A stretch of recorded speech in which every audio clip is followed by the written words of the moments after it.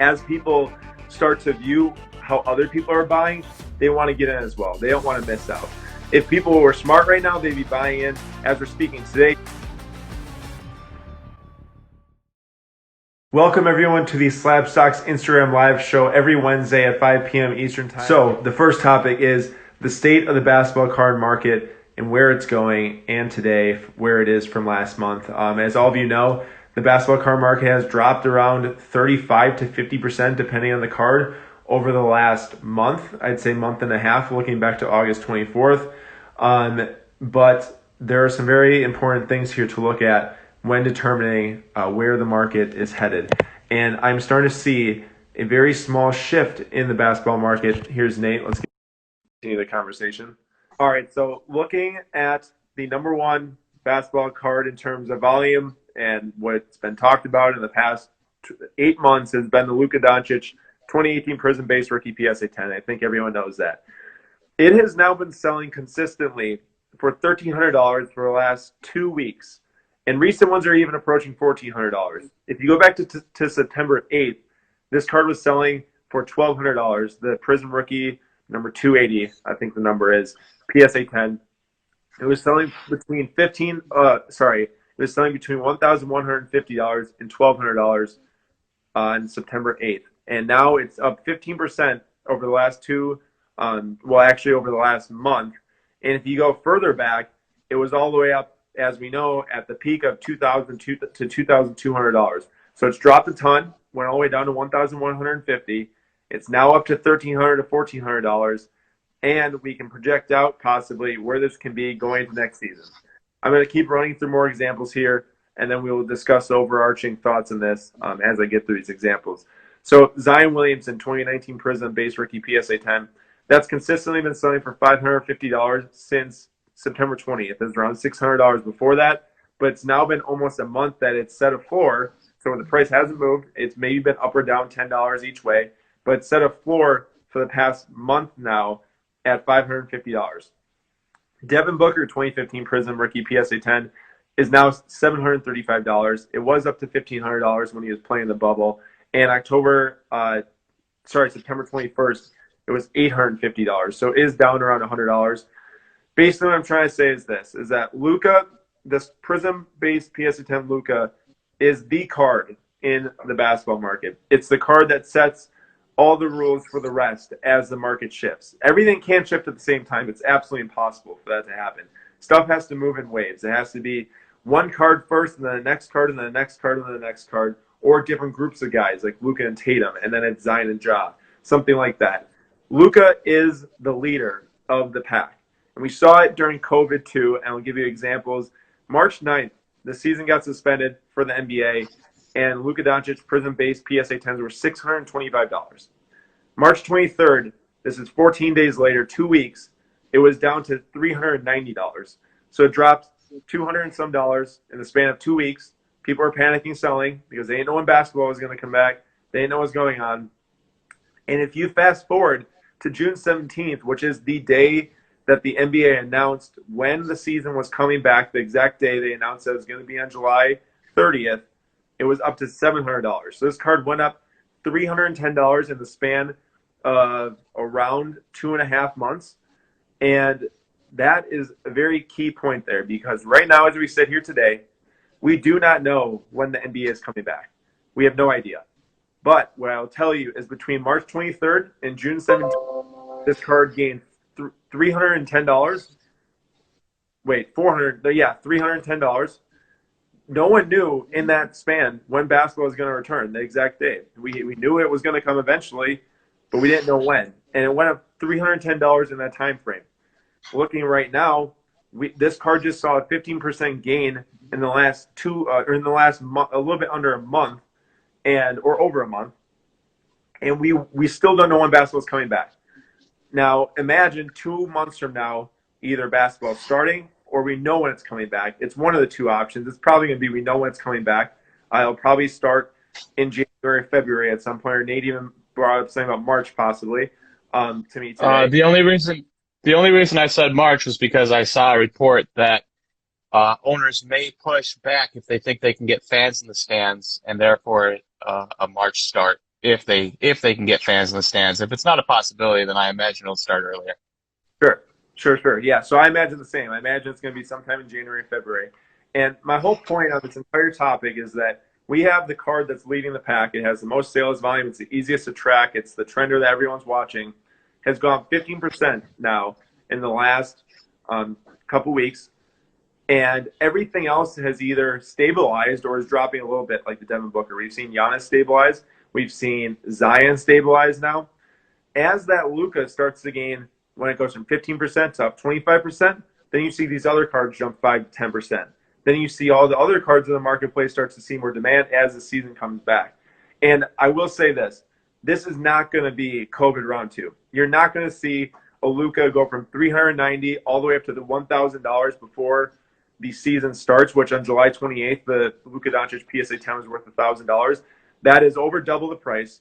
I will say right now that I'd be hard pressed to believe that the Luka PSA 10 will be worth over $2,400 by the time the season comes back. I'll be hard pressed to believe that because of the amount of buyers during COVID that came into the marketplace.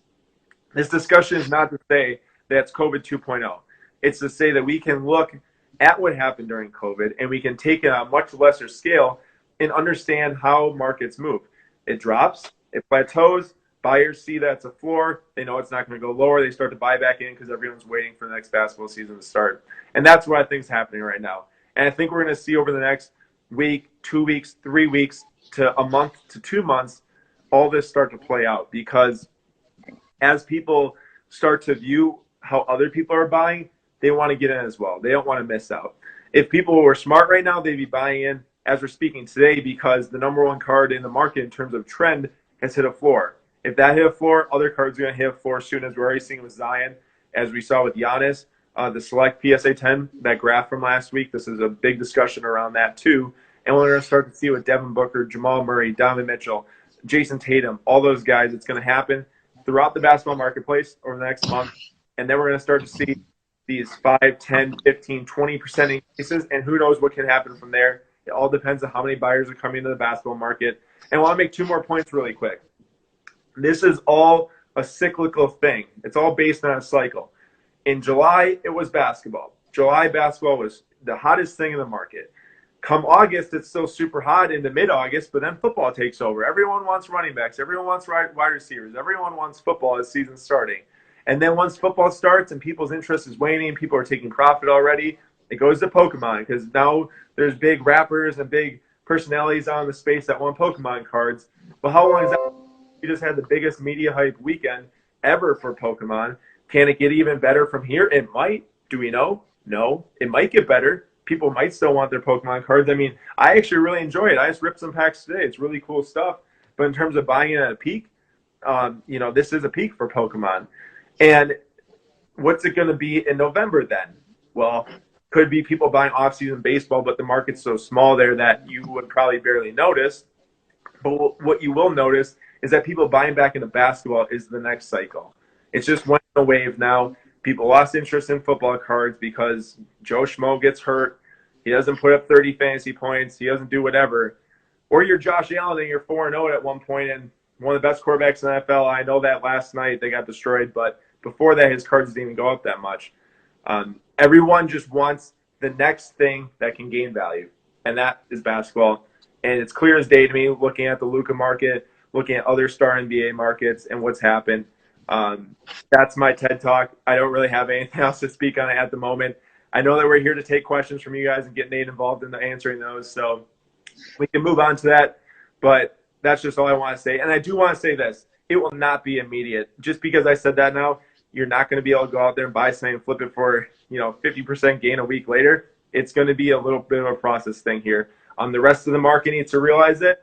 All a couple hundred people are going to watch today's live stream aren't going to make that all happen to the other people. Not everyone's going to know. They're going to have to figure out for themselves. And I think that the information I just presented is very helpful and something that you guys can use. Should I sell everything? All sports cards down. Charizard's taking all the money. So now I'm going to play contrarian here to the Pokemon market. As we've seen with most markets, when people get into money, and with your meme yesterday, it seems like people just see there's money and they buy in, and they buy in, and they buy in, and they buy in. They have no allegiance to Pokemon. It'd be like me buying soccer. I didn't do it because I didn't care about soccer, but it would like been like me buying soccer, right, Aaron? I would have had no allegiance to the product or to the players or even cared about it. So eventually, people are going to buy into these Charizards and Squirtles and Pikachu's and Mewtwo's and whatever else, Bulbasaur's. I'm at my wit's end of names for Pokemon here. Uh, and I feel like they're not going to have an allegiance to it. They're not really going to care about it. When it doesn't make money as quickly as they think it should, they're going to sell. And the Pokemon craze, so to speak, is going to fizzle out. Am I wrong? I will answer and I'll agree and disagree. Two reasons. And first, before answering that, I will say that Central Valley Cards, his comment was, I'm going to say 95%. I'm sure he's joking. He loves his No, sports. I understand he's I, joking. That's I, why I didn't even answer the actual question.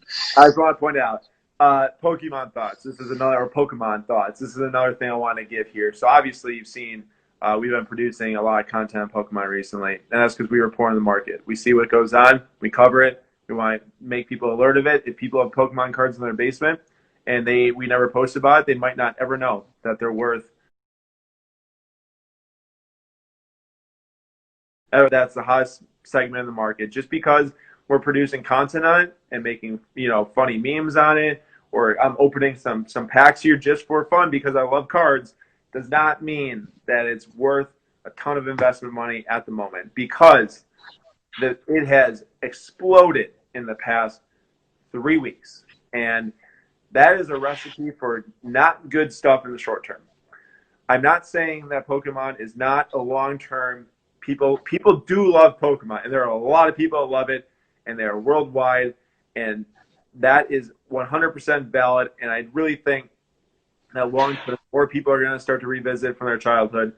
But the short term, what happened in the last couple of weeks, and what's going to happen in the next couple of weeks, and the next month or two, I think is not going to be good for people buying in at the peak of a $3,000, 3,500 PSA 9 Charizard Unlimited, where there's a 13,000 plus population. I think that Nate is totally valid in saying that. And I will also step back and say that I really think that the rare Pokemon stuff, the collectible Pokemon stuff, the stuff that people that are in it really love is going to do very well over the next 3 to 5 years.